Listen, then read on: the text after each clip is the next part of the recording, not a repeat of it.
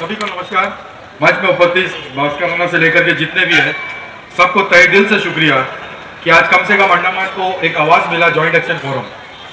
सभी political party, सभी association, Siddique भाई हुए, हरीश भाई हुए, सभी को देखिए दो सवाल है। मैं बीजेपी से बिलोंग करता हूँ, आज भी मैं मंच से बोल रहा हूँ और शायद मेरे जिंदगी का आखिरी बार बोल रहा हूँ। बहुत दुख के साथ बोल रहा हूँ क्योंकि मैं बहुत फैनेटिक फैन था बीजेपी का, अब नहीं हूँ। आज ऐलान कर रहा हूँ, मैं ऑर्डिनरी मेंबर हूँ, मैं कोई पोस्ट में नहीं हूँ बीजेपी का। कल या परसों मैं अपना रेजिग्नेशन दे रहा हूँ क्योंकि बीजेपी में रह के हमको लगा था मर्द है, अभी लगता ना मर्द है करके। ना मर्द का जिंदगी नहीं जी। जो एमपी 25,000 वोट से जीत के अगर हम लोग का सेवा नहीं कर सकता तो उसको मेवा खाने का भी कोई हक नहीं है। मैं ये बात इसलिए बोल रहा हूं क्योंकि ये डीम्ड यूनिवर्सिटी का पूरा चैप्टर 2018 में शुरू हुआ, तब भी यही हम लोग का एमपी था। आप देखिए छोटी सी बात है, इसको एक्चुअल में आइलैंडर से कोई प्यार ही नहीं है, ओपन बोलता, और जब वो डिबेट करना चाहे मेरे साथ कर सकते हैं। उसका सीधा और बहुत सिंपल एग्जांपल आप लोगों को दे रहा हूं। 2 दिन पहले बीजेपी और कांग्रेस के बीच में झड़प हुआ, मुझे नहीं पता रैली लीगल था या इलीगल था। आप बिलीव नहीं करोगे, हमारा लोकल बच्चा है, मैं एसएचओ बैठा था, उसको जाके कंप्लेंट करके विष्णु पदराई जी हटा दिया। ये पोजीशन है बीजेपी पार्टी का। उनका जो नेता था वो पुलिस को मैन हैंडल करता था, अगर एसएचओ रोका तो क्या गलती किया? अगर राकेश पाल गोविंद का करना में 3 स्टार होता, फाड़ के 2 टुकड़ा कर देता उसको। क्योंकि अगर पुलिस प्रोटेक्शन के लिए है तो कोई रोड चलता कोई नेता किसी पुलिस को नहीं मार सकता। हम भी इतना दिन से हमारे बच्चे बैठे हैं, कोई पुलिस प्रशासन बोले कि हम लोगों ने कोई इलीगल काम किया हो। आज इतना बड़ा रैली निकला, आप बताइए पुलिस प्रशासन साथ में है, कोई तकलीफ हुआ किसी को, कोई परेशानी? मगर एक रैली में सिर्फ एक बीजेपी के नेता को मना किया गया कि एक पुतला नहीं जलाया जाए, तो आज एसएचओ लाइन भरती है। मैं रिक्वेस्ट करूंगा पुलिस प्रशासन से कि प्लीज अपना इस ऑर्डर को रिवाइव करे। एक इंसान पूरा जिंदगी जो अपना देता है ना वर्दी में, बहुत मुश्किल से देता है। हम लोगों को हर त्योहार मिलता है, पुलिस वालों को नहीं मिलता है। अगर वो 24/7 काम कर रहा है तो ये डिपेंड करता है कि डिपार्टमेंट उनका साथ दे। और उस दिन जो भी मसला हुआ है, मैं चाहूंगा कि पुलिस 100 मोटा एफआईआर करे और अरेस्ट करे वो आदमी को जिन्होंने पुलिस के साथ गलत किया है। अब रहा सवाल ये कि मेरा बीजेपी छोड़ने से बीजेपी को कोई फर्क नहीं पड़ेगा, सिंपल सा बात है। मगर मेरे को बहुत फर्क पड़ेगा। मेरे को लगेगा कि आज राकेश पाल गोविंद बनाए करके। मेरे को नहीं चाहिए ऐसा कोई पार्टी जिसमें सिर्फ मेरा वोट का कीमत हो या मेरा कार्यकर्ता का कीमत हो। दादा हर दिन बात करते, हर दूसरे दिन वो बात का विपरीत काम करते। मुझे नहीं पता कि प्रॉब्लम क्या है। बच्चों ने दादा को फोन करके बोला कि कॉलेज का गेट खोल रहे हैं, आप थोड़ा आइए। बोलता जैब को जाके बोलो। अरे इतना डर जैब से क्यों है, ज्वाइंट एक्शन फोरम से क्यों है? हम लोग तो 4 दिन का पैदा हुआ बच्चा है, आप तो 75 उम्र का है, आपको क्यों डर हमसे? डर इसलिए है कि अंडमान बंद में बीजेपी पूरा कोशिश किया कि अंडमान बंद ना हो। जैब दिखाया कि अंडमान का आदमी का ताकत क्या है करके। हर एक माँ बाप, हर एक बच्चे का घर से आवाज आया कि अंडमान बंद होना है, और बीजेपी को समझ आ गया 2029 में उनका पत्ता साफ है। और अगर नहीं हुआ तो ये सब बच्चे जिम्मेदार रहेंगे 2029 का।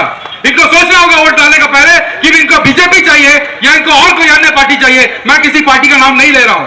अगर कोई खंडन करना चाहे तो राकेश पाल का मंच हमेशा खुला आ सकते हैं, कोई प्रॉब्लम नहीं है। मगर आपको देखना होगा कि कौन आदमी रोड में उतर के आपके साथ खड़ा है और कौन एसी में बैठ के अपना कार में जा रहा है, ये आपको डिसाइड करना है। हम लोगों को डेमोक्रेटिक कंट्री चाहिए, हम लोग को एनार्की या मोनार्की नहीं चाहिए। आज का सरकार वही कर रहा है, जो आइलैंड उनको मर्जी है वो ले लेंगे। मगर अंडमान का लोग को अगर कन्वर्शन चाहिए तो लैंड कन्वर्शन नहीं होगा। देखिए यहां में बहुत जन एडमिनिस्ट्रेशन का खंडन किया, मैं किसी को पॉलिश नहीं करता हूं क्योंकि मेरा नाम और मेरा अकाउंट में पॉलिश लिखा नहीं है। मैं ये बात बोलना चाहूंगा कि आज सीएस साहब से जो भी बात हुआ 100% सीएस साहब ने सही बात बोला है, क्योंकि एडमिनिस्ट्रेशन के हाथ में कुछ नहीं है। गवर्नमेंट ऑफ इंडिया का नोटिफिकेशन है जो प्रेसिडेंट के बिहाफ में होता है, और इसको कोई भी एलजी साहब या सीएस साहब कुछ नहीं कर सकते। हम लोगों को लीगल करना था, हमने कोर्ट का थ्रू किया है। सेकंड ऑप्शन हम लोग का, जैसे भास्कर अन्ना ने बोला है कि हम लोगों का ये भी प्लान है कि जैसा पार्लियामेंट सेशन शुरू होगा 9 को, हम लोग दिल्ली जाएंगे डेलीगेशन लेकर के। स्टूडेंट डेलीगेशन भी साथ में आएगा और वहां जाकर के हर पार्टी का मिनिस्टर से मिलेंगे। हम ये नहीं चाहते कि सिर्फ एक पार्टी वाला हमारी बात करे। हाँ, आप सोचने वाला बात यह कि अपना जो इकलौता एमपी है, जो कोहिनूर का हीरा है यहाँ का, वो बोलेगा नहीं बोलेगा पता नहीं। क्योंकि उनको तो आज बोला बात कल याद नहीं रहता। अभी तो बहुत दिन है, 9 तारीख को सेशन शुरू होगा। तो हम लोग कोशिश करेंगे जितना बच्चे यहाँ पे है, अगर दादा का नंबर नहीं है तो मेरे से ले लेना, डेली उनको गुड मॉर्निंग का मैसेज करना, दादा प्लीज पार्लियामेंट में बोलना, तो मेमोरी थोड़ा बूस्टअप होगा उनका। क्योंकि इलेक्शन के टाइम में बहुत जल्दी बूस्टअप हो जाता है, उसके बाद में फिर हम लोग वेस्ट पेपर की तरह डस्टबिन में मिलते हैं इनको। देखिए हर एक बच्चा को मैं एक रिक्वेस्ट करूंगा, आज भी बोल रहा हूं, इससे पहले भी बोला आप लोगों को, किसी भी तरह का कोई वायलेशन इलीगली काम नहीं करना। आप लोग अपना कॉलेज अटेंड कीजिए 2 बजे से 5 बजे तक, जैसा आप लोग बैठते वैसा बैठिए। बच्चे लोग कॉलेज अटेंड नहीं कर रहे, बेटा देखो आप लोगों को मैं मंच से बोल रहा हूं, आप लोग अटेंड नहीं करके आप लोग कुछ एग्जाम्पल सेट नहीं कर सकते। आप लोगों को मालूम है देश आजाद क्यों हुआ लेट से? कोई बता सकता बच्चा? हम बताता, एक भगत सिंह, एक चंद्रशेखर, एक सुभाष चंद्र बोस था। अगर सब घर में एक एक होता तो? अंग्रेजों का हिम्मत नहीं था, एक से इतना डरते थे। अगर सब घर में एक एक होता तो आज आप लोग टेक्नो से भी है, आप लोगों के पास में मोबाइल है, पीएम का ट्विटर में जाइए ना, इंस्टा छोड़ के पीएम का ट्विटर में जाइए, ट्वीट कीजिए ना प्लीज कि ऐसा ऐसा प्रॉब्लम है। आप लोगों के पास बहुत मीन्स है, आप लोग करते नहीं हो। रोड में उतर के आप लोग को हासिल होने वाला कुछ नहीं है। ये जो हम लोग किए यहाँ तक बहुत अच्छा है। आप डेली बोलेंगे रैली करो तो जितना भीड़ आज मिला वो नहीं मिलेगा। तो आप लोगों को ये समझना है कि लड़ाई को दूसरा फेस में कैसे लेके जाए। साजिद भाई ने बोला, मैं साजिद भाई के समर्थन में हूं कि लड़ाई लड़ना है, मगर हाथ वाला लड़ाई नहीं, फिजिकल लड़ाई नहीं है। ये टाइम लगेगा, आप लोगों को legal battle plus emotional battle और टैक्टिक्स बैटल सब खेलना है। तो आप लोगों को सबको ट्विटर में जाकर के पीएम को प्लीज आप लोग लिखिएगा कि ये प्रॉब्लम है, हमको डीम्ड यूनिवर्सिटी नहीं चाहिए। हम लोग किसी का खैरात में नहीं पढ़ेंगे। अगर हमारा हक पढ़ने का राइट टू एजुकेशन है कॉन्स्टिट्यूशन में, तो हम अपना मर्जी से कॉलेज चुनेंगे, उनका मर्जी का कॉलेज में हम लोग नहीं पढ़ेंगे। फीस हमारे घर का, बच्चा हमारे घर का, बच्चा हमारा आइलैंड का, तो उनका यूनिवर्सिटी में हम लोग नहीं पढ़ेंगे। जो हम लोगों का डिमांड है हम लोगों को देना होगा, देर सवेर ही सही, मगर मिलेगा। ये बात मैं आप लोगों को बता रहा हूं। बहुत जन थे, एमपी साहब जब 14 तारीख को आया वैलेंटाइन डे का दिन, आप लोग तो जानते होंगे वैलेंटाइन डे आया, तो बोला तुम लोग यही बैठे रहना, हिलना नहीं, हम तुम लोग साथ है करके। दूसरा दिन पलटी मार दिया। मगर वो 2 घंटा के अंदर में व्हाट्सएप में इतना मैसेज घुमा बीजेपी नेता लोग का कि दादा is doing a good job. उसका बाद मगर अंग्रेजी में यूटर्न लग गया उन लोग, डीम्ड यूनिवर्सिटी बहुत अच्छा है। कुछ फिलोसोफर लोग ना प्रेस रिलीज दिए, कसम भगवान का दिल करता उनसे 2-on-2 डिबेट करे करके कि डीम्ड यूनिवर्सिटी क्या है। अरे बाबा ऐसा ऐसा अंग्रेजी बोले, किसी को इसरो में जाना है, किसी को एआई पढ़ाना है। अच्छा कौन बोल रहा है यार एआई पढ़ाने वाला? पीएचडी डॉक्टरेट है क्या? हम लोग का बच्चों को बुद्धि दे रहे हैं। हम लोग क्या बच्चों लोग रोड में छोड़ के रखे, माथा में विभूति लगा के कोई भी घंटी बजा के चले जाएगा? क्या ये इसरो में जाना है? किसको इसरो में जाना है मेरे को बताओ ना। अरे डीम्ड यूनिवर्सिटी 2024 में हो गया, कौन सा नया कोर्स इंप्लीमेंट कर रहे हैं लोग अभी तक?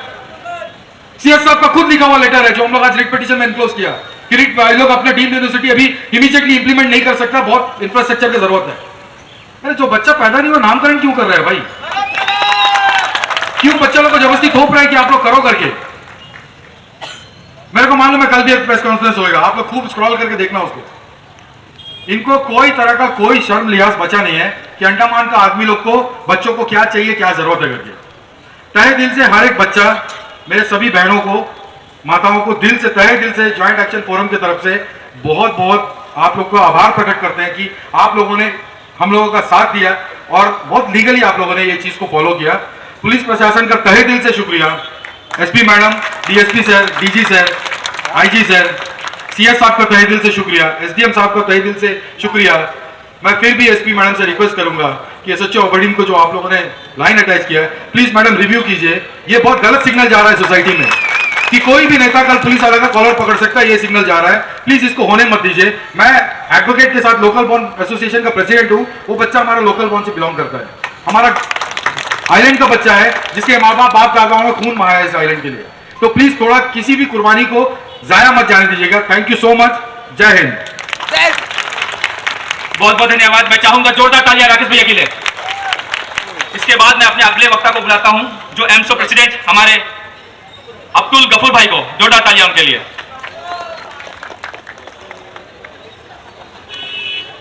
Good evening to all of you.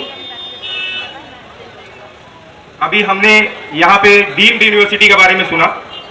Andaman में डीम्ड यूनिवर्सिटी इंप्लीमेंट किया जा रहा है। तो हमने अभी हमारे कुछ पार्टी के लोग जो है डीम्ड यूनिवर्सिटी का पॉजिटिव हमको समझा रहे थे। डीम्ड यूनिवर्सिटी आने से अंडमान को क्या फायदा है? मैं उनसे यही पूछना चाहता हूं कि डीम्ड यूनिवर्सिटी के जगह अगर सेंट्रल यूनिवर्सिटी ही आ जाए या पौंडीचेरी यूनिवर्सिटी के को यूज करते हुए वो सारा काम क्या इंप्लीमेंट नहीं किया जा सकता? जब वो सारा काम हो सकता है तो फिर डीम्ड टू बी यूनिवर्सिटी के लिए क्यों इतना फोर्स किया जा रहा है? दूसरा एक बात है, सरकारें जो है वो लोगों से बनती है। यहां आज जो सरकार है वो हम लोग सब वोट देख के बना वाला है। कुछ लोग फेवर में किया होगा, कुछ लोग अगेंस्ट में किया होगा, लेकिन जब सरकार बन जाता है वो तो सरकार इंडिया के पूरे लोगों के लिए होता है। और आपको पता है आज का सरकार कौन है और अंडमान निकोबार आइलैंड का एमपी कौन है, और ये बीजेपी पार्टी, ये तीनों मिलकर अगर चाहे तो हम लोगों को आज ये रैली या तो धरना कुछ भी करने का जरूरत नहीं है। अगर हमारे मेंबर ऑफ पार्लियामेंट में जाकर ये बोल दे कि हम लोग का यहाँ पे बच्चा लोग इशू कर रहा है डीम्ड टू बी यूनिवर्सिटी का जरूरत नहीं है, हमें सेंट्रल यूनिवर्सिटी का जरूरत है, क्यों सेंट्रल यूनिवर्सिटी नहीं ला सकता? तो ये मेरा रिक्वेस्ट है हमारे मेंबर ऑफ पार्लियामेंट और यहाँ के जो रूलिंग बीजेपी पार्टी से कि आप लोग सेंट्रल गवर्नमेंट में जाइए और उनको ये बताइए। आज हमारे जो कुछ जेएफ के मेंबर्स सीएस साहब से मिले, सीएस साहब ने हाथ उठाया कि हमारा हाथ में कुछ नहीं है। आपको पता होगा अंडमान में अगर सीएस से या कोई सेक्रेटरी से अगर आप जाके मिलता है और आपका काम नहीं होगा तो आप कहां रुक करता था? हमारा लेफ्टिनेंट गवर्नर अंडमान में ट्यूसडे का दिन एक एलजी दरबार हुआ करता था। आज के तारीख में एलजी दरबार नहीं है, आप एलजी से जाके फरियाद नहीं कर सकता है। हमारे लिए एक लेफ्टिनेंट गवर्नर एडमिनिस्ट्रेटर के तौर पे सेंट्रल गवर्नमेंट अंडमान में भेजा, लेकिन हमारा किसी का बात नहीं सुनता। मेरे को खुद याद है जब इससे पहले हम लोग लेफ्टिनेंट गवर्नर का दरबार में जब जाता था तो इससे पहले के जितने भी एलजी है तो हमारा बात सुनता था और इमीडिएटली वहीं से फोन करके उसका सॉल्यूशंस क्या है करके सेक्रेटरी और डायरेक्टर लेवल में पूछा करता था। हमको अच्छे से याद है हमारा बंगूफ्लाट बिम्बलीगंज रोड का मुद्दा में हम लोग इस लेफ्टिनेंट गवर्नर को लेटर लिखा, लेकिन ये लेफ्टिनेंट गवर्नर हम लोग से नहीं मिला। मैं देख रहा हूं कि हमसे तो मिलना छोड़ दीजिए, यहाँ के बड़े बड़े लीडर्स या हमारे मेंबर ऑफ पार्लियामेंट से खुद नहीं मिलते हैं, तो यहाँ पर हमारा फरियाद कौन सुनेगा? लेकिन हम लोग अंडमान से अगर जाके दिल्ली जाके अगर कोई मिनिस्टर से मिलना चाहता है, पीएम से मिलना चाहता है, काम आसान हो जाता है, लेकिन हमारा फरियाद अंडमान के जरिए हम लोग किसी को से बोल नहीं सकता। इसलिए मैं ये कहना चाहता हूं कि डीम्ड टू बी यूनिवर्सिटी जो है वो यूनिवर्सिटी हमें नहीं चाहिए। पूरा का पूरा अंडमान इसको रिजेक्ट करता है, क्योंकि आपको पता है अंडमान बंद में सो मोटो बोलेगा। कोई भी आदमी अपने आप से किसी को फोर्स नहीं किया, सबके सब बंद किया।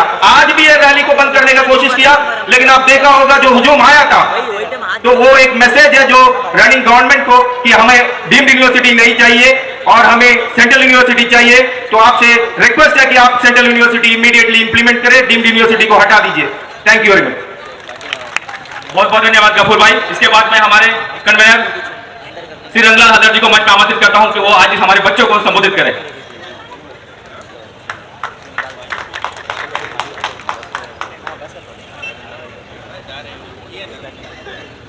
ज्वाइंट एक्शन फोरम के सदस्यगण हमारे सामने बैठे हैं, हमारे बच्चे और उनके साथ अभिभावक, दूर दूर से जो भी सुन रहे हैं, सभी को मैं इस मन से नमन करता हूं। आज जो प्रोग्राम आपने देखा है, जो प्रदर्शन आपने देखा है, यह प्रदर्शन करने का क्या जरूरत है? मैं तो पहले यही पूछता हूं। आप सभी जानते हैं कि एकमात्र संसद हमारे इस द्वीपों का वो हमारे भाग्य विधाता है, हमारे सेंटर में सुनने वाला एकमात्र संसद है। आज मैं उनसे इस मन से निवेदन करता हूं, बच्चों को आप सड़क में ना देखें, बच्चों को आप सड़क में ना लाएं, बच्चों को आप एजिटेट मत करें। अगर आपकी एक आवाज में, एक ही बातों में ये सारा समाधान हो सकता है। आप क्यों नाराज हैं हम लोगों से? आज ये ज्वाइंट एक्शन फोरम जो बनाने की क्या जरूरत है? ये तो बच्चों का मसला है, ये हमारे पीढ़ी का मसला है, ये आने वाले जनरेशन का मसला है। ये तो इजीली सॉल्व कर सकता है। जो बच्चे मांग नहीं रहा है, पूरा द्वीप नहीं मांग रहा है, कोई नहीं मांग रहा है, तो आप इसको क्यों थोपते हो? आप जब आए थे बच्चों के एश्योरेंस दिए थे कि भाई सॉल्व होगा, तो उसी समय खत्म होना चाहिए था। आप एक बात पार्लियामेंट में उठाइए, एक बात पार्लियामेंट में उठाने से, आप कहने से सेंट्रल गवर्नमेंट मान जाएगा, क्योंकि ये बच्चों का भविष्य है। अगर ये बच्चों को आप नहीं देखेंगे, हम बीजेपी पार्टी के कार्यकर्ताओं से हमारे अनुरोध है कि जल्दी से जल्दी इसको सॉल्व करें। कि जैसे हमारे वक्ताओं ने कहा, इस समय जो है बच्चों को जो पढ़ाई करने का समय है, बच्चों को हेजिटेशन करने का समय नहीं है। अगर इतिहास गवाह होगा कि यह पहला बार अंडमान निकोबार में जो हमारे कॉलेज के बच्चों द्वारा जो इसी तरह हेजिटेशन चल रहा है, तो इसलिए इसको बंद करें, तुरंत बंद करें। लेकिन बच्चे, मेरा ये कहना है, हमारा ज्वाइंट एक्शन फॉर्म जो ये कमेटी बना है, ये पूरा all political party except BJP छोड़ के बना है, लेकिन हम एक कमेटी के साथ हैं। हमारा पूरा इंडियन नेशनल कांग्रेस अंडमान निकोबार के पूरा कार्यकर्ता आपके साथ रहेगा, और जब तक आपका मांग को पूरा नहीं होगा तब तक जो है हमारा कांग्रेस पार्टी पूरा आपके साथ में खड़ा रहेगा, जब तक एक मांग पूरा नहीं होगा। क्योंकि हम चाहते हैं कि ये आगे ना बढ़े। हमारा एकमात्र संसद से मेरा अनुरोध है कि जल्द से जल्द जाए, आने वाले 9 तारीख जो है पार्लियामेंट है, आप उसमें उठाएं और इसको समाधान का कोशिश करें, ताकि जल्दी से जल्दी जो है हमारे बच्चों जो है निजात मिले और बच्चों पढ़ाई के ऊपर ध्यान दें। मैं यही चाहता हूं, अगर ये नहीं हुआ तो केवल कॉलेज नहीं बंद होगा, पूरा अंडमान निकोबार का जो स्कूल है, जो आने वाले पीढ़ी है, जो सीनियर सेकेंडरी स्कूल है, मिडिल स्कूल है, ये सारे का सारा बंद होगा और सभी बच्चे तभी जो है आने वाले समय में जो सड़क में निकलेंगे। अगर ये मसला अगर समाधान नहीं होता तो जरूर आने वाले समय में आप देखेंगे, क्योंकि ये जब तक नहीं होगा, आंदोलन नहीं होगा, तब तक ये समाप्त भी नहीं होगा। इसलिए मैं कहता हूं आप सभी से, और एक बार जो भी यहाँ पे आज साथ दिए, जो भी अभिभावकगण जो साथ दिए, जो भी पुलिस कर्मचारी यहाँ में बहुत बहुत धन्यवाद। सभा को अंत करता हूं और यही कहता हूं कि आप सब समय से अपना घर पहुंच जाइए और सुरक्षित पहुंच जाइए। इन्हीं चंद शब्दों के साथ में जेएफ की तरफ से आप सबों को शुभ रात्रि and good night. Thank you.